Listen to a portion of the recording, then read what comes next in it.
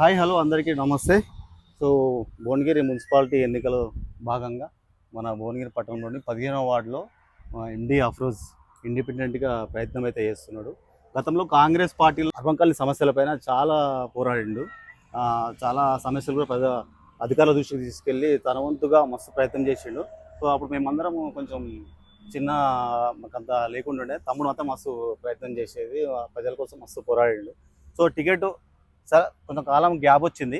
So ఇప్పుడు మళ్ళీ వచ్చి ఇండిపెండెంట్గా పోటీ చేస్తున్నాడు. అసలు టికెట్ ఎందుకు ఇవ్వలేదు, తను ఎందుకు పోటీ చేస్తున్నాడు, అసలు ఇప్పుడు ఉన్న సమస్యలు ఏంటి, ఆ సమస్యలను పూర్తి అడిగి తెలుసుకుందాం ఒకసారి అఫ్రోజ్ తోటి. సో అఫ్రోజ్ నమస్తే అన్న. నమస్తే అన్న.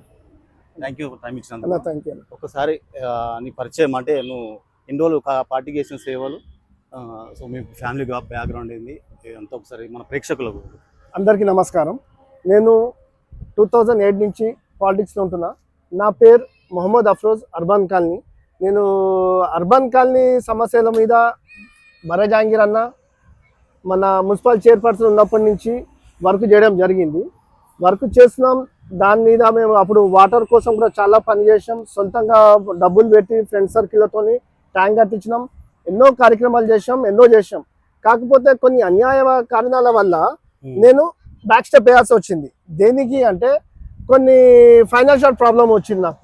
దానివల్ల కొంచెం బయటికి పోవడం జరిగింది. నేను ఇంకా బయటికి వెళ్ళినా కానీ పబ్లిక్లో నేను ఉంటూ వాళ్ళతో భాగక్షేమాలు కనుక్కుంటూ వాళ్ళతో ఫోన్లో కానీ వచ్చినప్పుడు కలవడం కానీ చేస్తున్నాను. వాళ్ళకి ఏమైనా ఉంటే వర్క్ కూడా చేసి పెడుతున్నాను. కాకపోతే పార్టీ దగ్గర పోయి నేను టికెట్ ఆశించిన, కాకపోతే వాళ్ళు నాకు ఇచ్చే పరిస్థితులు లేరు. ఎందుకు అంటే నా దగ్గర డబ్బులు లేవు.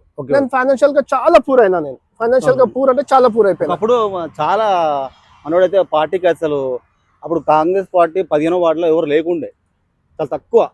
అలాంటిది కాంగ్రెస్ పార్టీ నుంచి అప్పుడు అర్బన్ కాలనీలో నీటి సమస్యలు అయితే చాలా ఘోరంగా ఉంటుండే. ట్యాంకులు కానీ బోర్లు కానీ ఏం లేకుండే.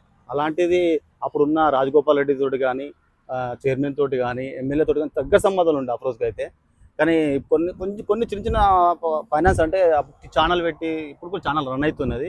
మన బిఎస్ఆర్ ఛానల్ అందరికీ తెలుసు భువనగిరి పట్టణం టౌన్లో. కానీ కొన్ని సమస్యల వల్ల కొంచెం బ్యాక్గ్రౌండ్ వేసిండు అని మళ్ళీ వచ్చిండు. అంటే అప్పటికి తమ్మునికి అంత అవగాహన ఉన్నది. కానీ సో మరి మన ప్రజలు అప్పుడు రాజకీయాలు వేరు, ఇప్పుడు రాజకీయాలు వేరు. 15వ వార్డుల సమస్యలు ఏంది, ఇప్పుడు ఏ సమస్యల మీద నువ్వు ప్రజల ముందుకి తీసుకెళ్తున్నావు, ఎట్లా పోతున్నావు, వాళ్ళకి 15వ వార్డులు ఏం చెప్తున్నావు? 15వ వార్డుల సమస్యల గురించి ముందు పోతున్నా. ఫస్ట్ నేను గెలవగానే అర్బన్ కాలనీలో 32 సీసీ కెమెరాలు పెట్టిస్తాను. ఫస్ట్ అండర్ సర్వేలెన్స్ చేపిస్తాను. యూత్ మొత్తం 32 కెమెరాలు మన 15 వార్డుల అండర్ సర్వేలెన్స్ చేపించేస్తాం. సెకండ్, మన మోరీల మీద అండర్ స్లాబ్స్ లేవు. ఎక్కడ చూసి అండర్ మన 16th వార్డుకు పోయినా ఇటు పోయినా అండర్ స్లాబ్స్ ఉన్నాయి అన్నిటి, కానీ మన దగ్గర లేవు. అందులో మన ఫెయిల్ అయ్యారు పాత కౌన్సిలర్. దాని మీద ప్రయత్నిస్తాం. కొన్ని ఎసెన్షియల్ ప్లేసెస్ రోడ్లు అనేది అస్సలుకి లేవు. రోడ్లు అనేది శ్మశాన వాటిక కూడా చాలా, శ్మశాన వాటిక ఇంకోటి అది ముంగట అయిపోయింది. అది పొగలు వేస్తున్న కొద్దీ ఇంట్లో వచ్చేస్తుంది. దానికి కూడా ప్రయత్నం చేసి గోడ హైట్ లేపుతా, చాలా హైట్ లేపుతా గోడ. ఇంకోటి మన ఏమంటారు, రోడ్స్ చాలా చిన్నగా అయినాయి. ఇప్పుడు 15 ఫీట్లు ఉండే దగ్గర 10 ఫీట్లు వేసి దీనిలో ఒకటి జరిగింది. కొన్ని ప్లేసెస్ లో వాటర్ మున్సిపల్ ట్యాప్స్ ఎసెన్షియల్ గా కొన్ని ప్లేసెస్ లో లేవు. ఆడ కూడా నేను ఏర్పాటు చేస్తా. ఇంకా చాలా ఉన్నాయి. మళ్ళీ ఇంకోటి ఇప్పుడు మన దగ్గర పైసలు లేవు అంటున్నావు. మళ్ళీ అంటే ఇప్పుడు అపోజిట్ చూసుకుంటేనేమో తట్టుకొని నువ్వు ఉండగలుగుతావు. ఎందుకంటే యాజ్ ఏ ఫ్రెండ్స్ గా మేము అందరం 10 మంది సపోర్ట్ చేస్తాం, నిలబడతాం, ఉంటాం. కానీ ఇప్పుడు వాళ్ళని తట్టుకునే శక్తి మనం అంటే నువ్వు ప్రజలకు ఏమని చెప్తావు? అంటే వాళ్ళకి సపోర్ట్ ఎట్లా భరోసా ఇస్తున్నావు? నేను నా దగ్గర పైసలు ముఖ్యంగా అయితేనా ఓపెన్ చెప్తున్నా. నేను పోయినా పార్టీ టికెట్ అడిగినా పైసలు చూపిమని చెప్పారు. నా దగ్గర పైసలు ఇంతకుముందు సేవ చేశా, కాకపోతే కొన్ని సంవత్సరాల నుంచి నేను ముంగట్ లేను. అదొక్కటే బ్యాడ్ స్టెప్, నా బ్యాడ్ అది.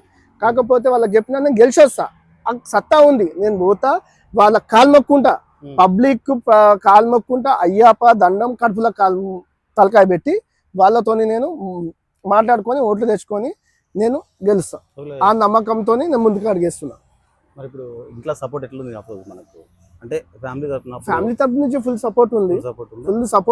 ఫ్యామిలీ తరపు నుంచి అయితే ప్రాబ్లం లేదు. నాకు సంబంధించిన నాకు యూత్స్ ఉన్నాయి. ఆ యూత్ కూడా నాకు గ్రౌండ్ వర్క్ చేయడానికి సిద్ధంగా ఉన్నారు కొంతమంది. ఇంకా కొంతమంది అక్కడక్కడ major retired employees okay okay వాళ్ళు కూడా రెడీ ఉన్నారు నాకు ఇంటర్నల్ వర్క్ చేయడానికి. దాదాపు నేను ఒక 10-15 డేస్ నుంచి నేను గ్రౌండ్ వర్క్ చేసుకుంటున్నా. లోపల పోయి కలుస్తున్నా పెద్ద కాలనీ పెద్ద మనుషులకు మాట్లాడుతున్నా. వాళ్ళు గో హెడ్, ఓకే మీ బ్యాక్ మేము ఉన్నాం, సపోర్ట్ కూడా తీసుకుంటా.